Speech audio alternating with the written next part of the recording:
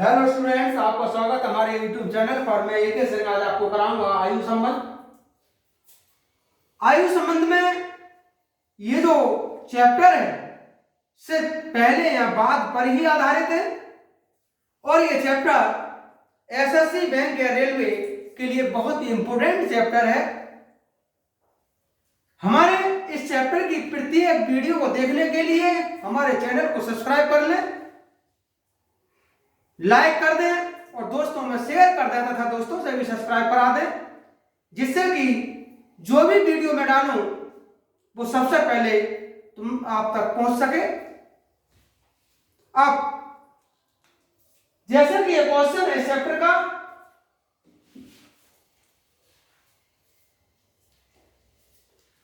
ए और सी की आयु का अनुपात 3:5 है। यदि ए की आयु 3x तथा सी की आयु 5x है। उसने कहा है बी और सी की आयु का अनुपात 3:5। हमने मान लिया कि अगर बी की आयु 3x है और सी की आयु 5x है, आगे क्या है, तथा ए बी से 5 वर्ष बड़ा है।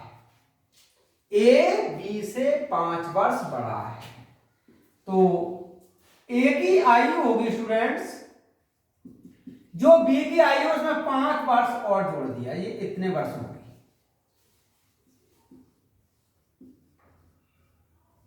आगे क्या बोला है, ए की आयु डी की आयु की आधी है। यानी जो ए की आयु है वो डी की आयु से आधी है, तो डी की जो आयु होगी वो दोगुनी होगी ए की आयु से, 3x + 5। और सी तथा डी की आयु का योग 40 है, तो सी की आयु तो 5x है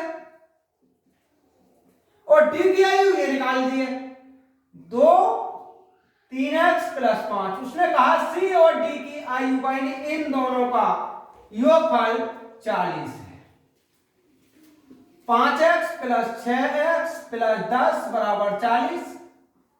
यहां से 11x = 30, x बराबर होगा 30/11। फिर b की आयु क्या है, तो b की आयु 3 × 30/11, ये हो जाएगी 90/11 वर्ष। तो b की आयु स्टूडेंट्स 90/11 वर्ष है। नेक्स्ट क्वेश्चन है स्टूडेंट्स, न्यूटन और विभा की वर्तमान आयु का अनुपात 9:1 क्या है। तो मान लीजिए कि न्यूटन की आयु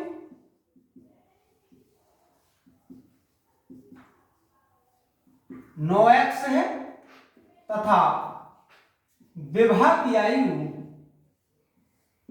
11x है। इतने वर्ष की ये वर्तमान में है।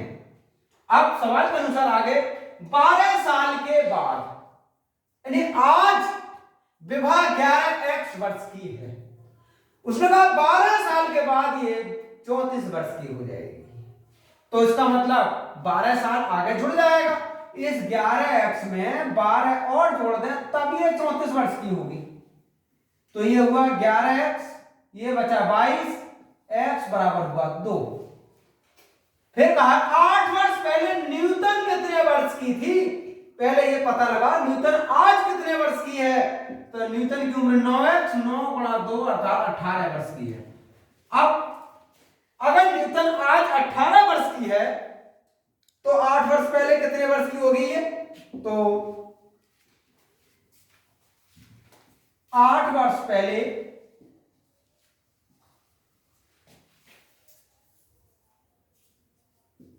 न्यूटन की आयु, इस 18 में से 8 कम कर लीजिए, 10 बचा। यानी 8 वर्ष पहले न्यूटन की जो आयु थी वो 10 वर्ष थी। नेक्स्ट क्वेश्चन है स्टूडेंट्स, एम, एन और पी की औसत आयु 36 वर्ष है। तो पहले ये देखो एम एन और पी की कुल आयु कितनी होगी। एम एन और पी की जो कुल आयु होगी ये होगी 36 गुणा 3, ये होगा 108। इसका मतलब हुआ कि एम एन और पी तीनों की कुल आयु मिलाकर के 108 वर्ष है। आगे 3 वर्ष पूर्व उनकी आयु का अनुपात इतना था। 3 वर्ष पूर्व, तो देखिएगा 3 वर्ष पूर्व आयु का अनुपात इतना था, हमें चाहिए वर्तमान में। तो अगर वर्तमान में निकालें तो m की आयु कितनी होगी। देखिए स्टूडेंट्स, इसका अनुपात 2, लेकिन ये 2x तो 3 साल पहले थी, आज इसकी आयु हो जाएगी 2x प्लस 3। ऐसे ही n की आयु निकालें, ये हो जाएगी 3x प्लस 3। अगर p की आयु निकालें तो ये भी हो जाएगी 3x प्लस 3। आगे क्या कहा है, 7 साल बाद n की आयु क्या होगी। 7 साल बाद, तो देखते हैं। इसका मतलब हुआ कि इन तीनों का योगफल तो 108 ही होना चाहिए। इन्हें जोड़े 2 3 5 और 3 8, 8x 3 6 9 बराबर हो जाएगा 108।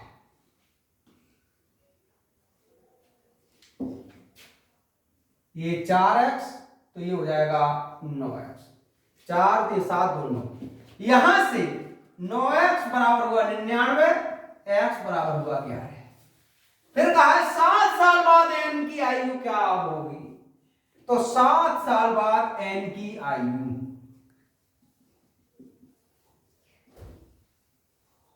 n की आयु स्टूडेंट, आज इसकी आयु है 3x प्लस 3, तो 3 गुणा 11 प्लस 7 साल और बढ़ा रहा है, 7 और बढ़ा लीजिए। तो कहा 7 साल बाद n की आयु क्या होगी। तो वर्तमान में n की जो आयु आ रही है वो 3x प्लस 3 है। इसमें कुल 11 33 40 43, यानी इसकी आयु 7 साल के बाद 43 वर्ष की होगी। नेक्स्ट क्वेश्चन है स्टूडेंट्स, यदि चंदन की आयु में 8 जोड़कर राकेश की आयु से भाग दे दें तो भागफल 2 प्राप्त होता है। शशि राकेश से 9 वर्ष बड़ा है। यहां से देखिए, शशि राकेश से 9 वर्ष बड़ा है और शशि की आयु 14 वर्ष है। तो स्टूडेंट्स, शशि की जो आयु है वो 14 वर्ष है, तो फिर राकेश की आयु कितनी होगी। उसने कहा शशि राकेश से 5 वर्ष बड़ा है, तो हम ये भी तो कह सकते हैं कि राकेश शशि से 5 वर्ष छोटा है, ये हो जाएगी 9 वर्ष। आगे क्या बोला इसने, चंदन की वर्तमान आयु क्या। तो ऊपर पहुंचते हैं तुरंत लाइन पे। चंदन की आयु में 8 जोड़कर, मानी चंदन की आयु में 8 जोड़कर राकेश की आयु से भाग दें, राकेश की आयु तो 9 है, इससे भाग दें तो भागफल 2 प्राप्त होता है, ये हो जाएगा 18। तो चंदन की आयु हो जाएगी 18 माइनस 8 अर्थात 10 वर्ष। तो स्टूडेंट्स, चंदन की आयु 10 वर्ष है।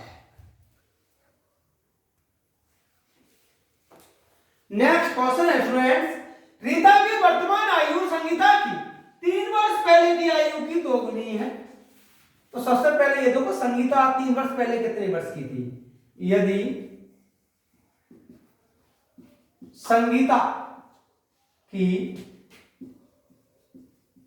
3 वर्ष पहले की आयु मान लीजिए x वर्ष है, तो रीता की वर्तमान आयु कितनी होगी।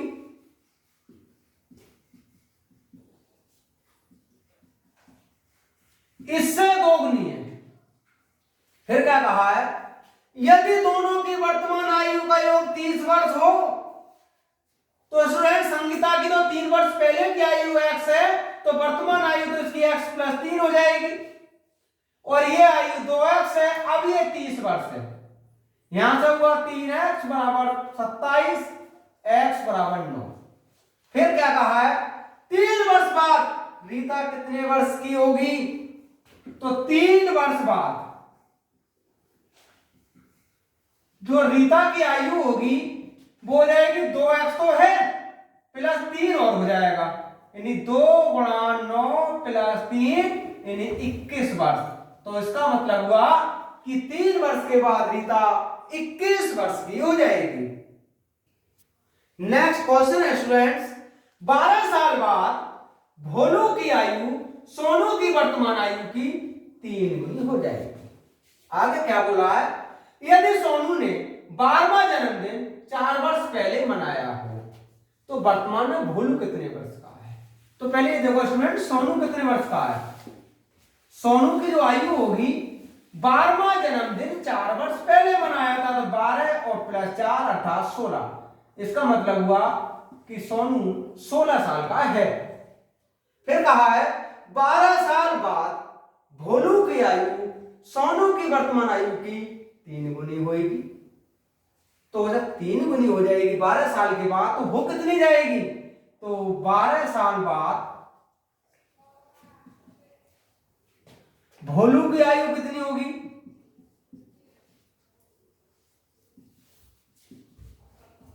ये हो जाएगा 3 गुणा 16 से अर्थात 48 वर्ष। इसका मतलब हुआ 12 साल के बाद भोलू 48 वर्ष का हो जाएगा। वर्तमान में भोलू कितने वर्ष का है, तो 12 कम कर लो इसमें से। भोलू की वर्तमान आयु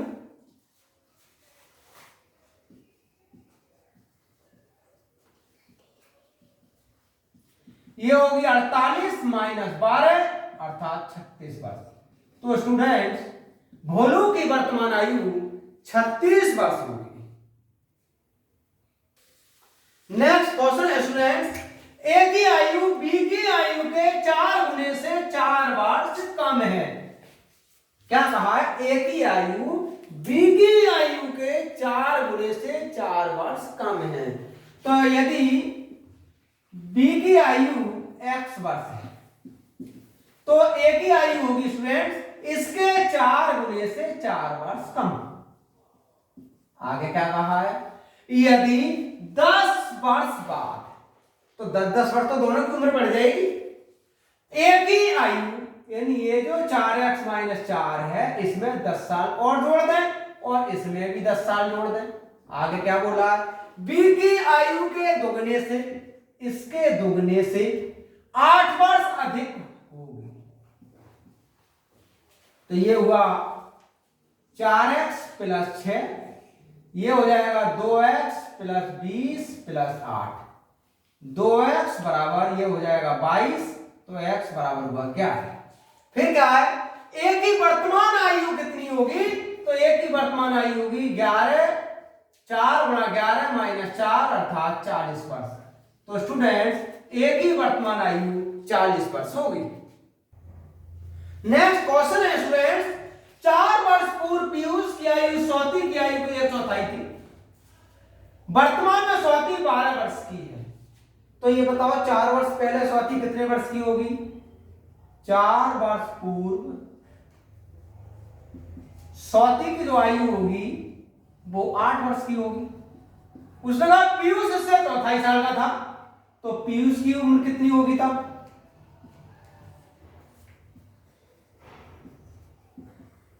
ये होगी 1/4 गुणा 8 अर्थात 2 वर्ष। फिर आगे क्या बोला है, पीयूष वर्तमान में उम्र क्या है, तो पीयूष की वर्तमान आयु